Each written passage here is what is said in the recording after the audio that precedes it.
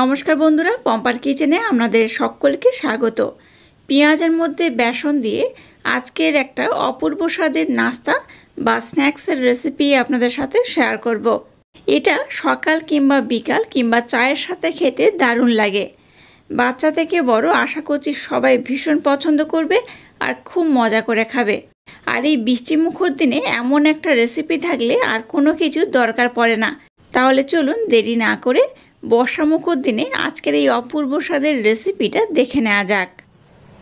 আজকে পেঁয়াজ আর বেসনের যে রেসিপিটা আপনাদের সাথে শেয়ার করছি তার জন্য বেশ কয়েকটা পেঁয়াজ আমি নিয়ে নিয়েছি। প্রথমে কি করব, পেঁয়াজগুলোকে আমি খুব ভালোভাবে কেটে নেব, একটু সরু সরু করেই কেটে নেব। তো প্রথমে পেঁয়াজের খোসাগুলোকে আমি ছাড়িয়ে নেব। এইভাবে প্রথমে পেঁয়াজের খোসাটাকে ছাড়িয়ে নেব, তারপর পেঁয়াজগুলোকে আমি টুকরো টুকরো করে কেটে নেব।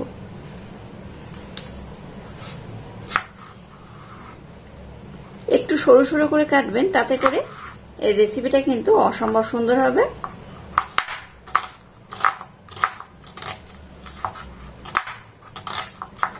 আর এইভাবে সমস্ত পেঁয়াজগুলোকে প্রথমে আমি খুব সুন্দর করে কেটে নেব। পেঁয়াজটাকে দেখুন আমি কিন্তু এইভাবে টুকরো টুকরো করে কেটে নিয়েছি, আর এইভাবে কিন্তু সরু সরু করে কাটলে একটু বেশি ভালো হয়। তো পেঁয়াজটাকে আমি কেটে নিয়েছি। এবার এখানে নিয়ে নেবো এই বাটি মাপ করে হাফ বাটি বেসন, খুব বেশি দরকার নেই, হাফ বাটি নিলেই হবে। এর মধ্যে দিয়ে দেবো আতপ চালের গুঁড়ি 1 চামচ, দিয়ে দেবো চাট মশলা, সামান্য একটু হলুদ গুঁড়ো দিয়ে দিলাম, স্বাদ মতো দিয়ে দেবো অল্প একটু লবণ, সামান্য একটু গোলমরিচের গুঁড়ো দিয়ে দিলাম। বাড়িতে বানানো স্পেশাল ভাজা মশলা এখানে অল্প একটু দিয়ে দেবো। গোটা জিরে, গোটা গরম মশলা, ধনে গুঁড়ো, জিরে গুঁড়ো এগুলো রয়েছে। শুকনো উপকরণগুলো এবার একটু মেখে নেব। এবার এখানে সামান্য একটু সর্ষের তেল আমি অ্যাড করব, খুব বেশি নয়, অল্প করেই দিলাম। আবারও এটাকে একটু ভালোভাবে নাড়াচাড়া করে মেখে নেব। এবার যে পেঁয়াজটাকে আমি কেটে নিয়েছি পেঁয়াজটার মধ্যে দিয়ে দেব। 3টে কাঁচা লঙ্কা এখানে দিয়ে দেব। 3টে কাঁচা লঙ্কা এইভাবে কুচো কুচো করে আমি কেটে নিয়েছি। আবারও এটাকে একটু ভালোভাবে মেখে নিতে হবে। আপনারা চাইলে হাত দিয়েও মাখাতে পারেন আর এইভাবেও মেখে নিতে পারেন। এই রেসিপিটা আজকে আমি যেভাবে বানাচ্ছি আমার মতো বানিয়ে দেখবেন, অসাধারণ খেতে লাগে।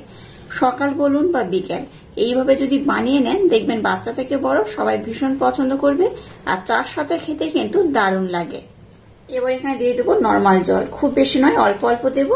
আর এটাকে আমি খুব ভালোভাবে মেখে নেব। খুব বেশি জল একসাথে দেবে না, তাহলে কিন্তু মিশ্রণটা নরম হয়ে যেতে পারে। অল্প অল্প জল দিয়ে এইভাবে মিশ্রণটাকে রেডি করতে হবে। আর একটু জল দিয়ে দেব। এই মিশ্রণটা যেমন খুব টাইট হবে না, সেরকম খুব নরমও হবে না, একটু মিডিয়াম করেই মাখাতে হবে। মিশ্রণটাকে দেখুন আমি কিন্তু খুব সুন্দর করে মেখে রেডি করে নিয়েছি। এবার মিশ্রণটাকে আমি 10 মিনিটের জন্য রেস্টে রেখে দেব। 10 মিনিটের জন্য রেস্টে রাখলে কি হবে, এই যে আমি এখানে পেঁয়াজগুলো ব্যবহার করেছি এটা কিন্তু অনেকটা সফট হয়ে যাবে, আর তার জন্য কিন্তু এই রেসিপিটা অপূর্ব খেতে হবে। একদম সাথে সাথে এই রেসিপিটা বানালে হবে না, 10 থেকে 15 মিনিটের জন্য রেস্টে রাখলে কিন্তু এর রেজাল্টটা পারফেক্ট হয়। তো এবার এটাকে আমি খুব ভালোভাবে মেখে নিয়েছি আর 10 মিনিটের জন্য রেস্টে রেখে দেব। 10 থেকে 15 মিনিট পর আমি আবার ফিরে আসছি, আর তারপর আমি আপনাদের সাথে এই রেসিপিটা বানিয়ে শেয়ার করব। দেখুন এই মিশ্রণটাকে আমি 10 মিনিটের জন্য রেস্টে রেখে দিয়েছিলাম। 10 মিনিট পর দেখাচ্ছে, দেখুন এই মিশ্রণটা কেমন হয়েছে, পেঁয়াজগুলো কতটা নরম হয়ে গেছে। দেখুন এইভাবে যদি পেঁয়াজগুলো একটু নরম হয়ে যায় তাহলে আজকের এই রেসিপিটা কিন্তু দুর্দান্ত হবে।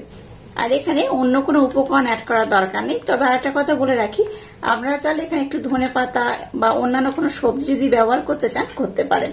তো আমি শুধুমাত্র এটা পেঁয়াজ দিয়েই বানাবো, তাই শুধু পেঁয়াজ আর একটু কাঁচা লঙ্কা দিয়ে এই রেসিপিটাকে বানিয়ে নেব। তো চলুন এবার এগুলোকে আমি ভেজে নেব। এবার দেখুন গ্যাসটা জেলে দিয়ে এরকম একটা তাওয়া বসিয়ে দিয়েছি, বা ফ্রাই প্যানও বলতে পারেন, এরকম একটা ফ্রাই প্যান বসিয়ে দিয়েছি। এবার এর মধ্যে আমি দিয়ে দেবো সাদা তেল অল্প করে। তো প্রথমে ফ্রাই প্যানটাকে কিন্তু খুব ভালোভাবে গরম করে নেবেন, তারপরে এই তেলটা দিতে হবে। তেলের পরিমাণটা একদম কম দিতে হবে, একদম কিন্তু বেশি তেল দেওয়ার দরকার নেই। আর বেশি তেলে এটাকে কিন্তু আমি ভাজবো না, একদম কম তেলে ভেজে নেব। তাই একদম সামান্য 3 থেকে 4 চামচের মতো সাদা তেল আমি দিয়ে দিয়েছি। এবার আমি কি করব, তেলটাকে ভালোভাবে গরম করে নেব। তেলটাকে আমি খুব ভালোভাবে গরম করে নিয়েছি। এবার যে মিশ্রণটাকে বানিয়েছি, মিশ্রণটা আমি হাতের মধ্যে নিয়ে নিয়েছি। এবার এটাকে আমি এইভাবে তেলের উপরে দিয়ে দেব। একটু পাতলা পাতলা করেই দেব, তাতে করে এটা খুব ভালোভাবে রেডি হয়ে যাবে। আর দেখে বুঝতেই পারছেন আজকে আমি পেঁয়াজি বানাচ্ছি। খুব সহজে কিন্তু এই পেঁয়াজিগুলো বানানো হয়ে যায় আর খুব কম সময় লাগে। এইভাবে একটু ছোট বড় করে সবগুলোকে আমি সুন্দর করে ভেজে নেব।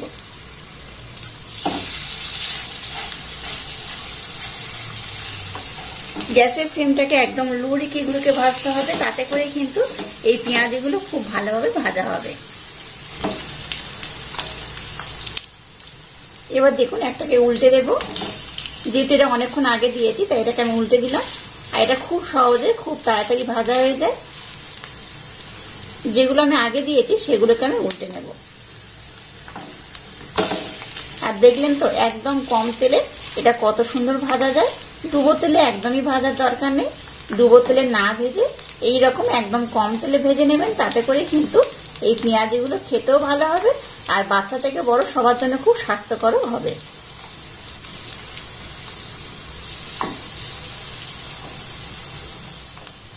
আর এই তাওয়া বা ফ্রাই প্যানটা বেশ বড় বলে আমি কিন্তু সবগুলো একসাথে দিয়ে দিয়েছি। দেখতেই পাচ্ছেন সবগুলো একসাথে ধরে গেছে। আর দেখলেন তো কত সামান্য আমি তেল ব্যবহার করেছি। এরকম একদম সামান্য তেল দিয়ে আজকের এই পেঁয়াজিগুলোকে আমি ভেজে নেব। সকালে মুড়ি খান বা বিকালে মুড়ি খান কিংবা চার সাথে অসাধারণ লাগে। এইভাবে একবার হলো বানিয়ে নেবেন, খুব সুন্দর খেতে লাগে। আর এখানে যেহেতু কম তেল ব্যবহার করেছি তাই হেলদিও বটে। এবার দেখুন এইভাবে উল্টে পাল্টে একটু লাল লাল করে ভেজে নেব। একটু কম বেশি লাল করে ভাজতে পারে, তো এইভাবে একটু উল্টে পাল্টে লাল লাল করে ভেজে নেব। আর গ্যাসের ফ্লেমটাকে অবশ্যই একদম লো দিতে হবে। একদম লো করে ভাজলে এগুলো কিন্তু খুব ভালোভাবে ভাজা হবে। দেখুন একদম কম তেলে এটাকে আমি কত সুন্দর করে ভেজে নিয়েছি। আর এটা কিন্তু বেশ লাল লাল হয়ে গেছে। যেগুলো আগে দিয়েছিলাম একটু বেশি লাল হয়ে গেছে, সেগুলোকে কিন্তু উঠিয়ে নিতে হবে। দেখুন দুদিকটা খুব ভালোভাবে হয়ে গেছে। আর যেগুলো একটু পরে দিয়েছিলাম সেগুলোকে আমি আর একটু লাল করে ভেজে নেব। যেগুলো ভাজা হয়ে গেছে এবার এগুলোকে আমি উঠিয়ে নেব। আর কত লোভনীয় দেখতে হয়েছে দেখুন। কম তেলে বানানো এইভাবে যদি পেঁয়াজিটা বাড়িতে বানিয়ে খান, যারা তেল খেতে চান না তাদের জন্য কিন্তু ভীষণ উপকার। তো কম তেলে এইভাবে পেঁয়াজিটা বানিয়ে নেবেন, দেখবেন কারোর খেতে কোনো সমস্যা হবে না। তো এগুলোকে এইভাবে দেখুন উল্টো পাল্টে লাল লাল করে ভেজে নিয়েছি। এবার যেগুলো হয়ে গেছে এগুলোকে আমি উঠিয়ে নেব।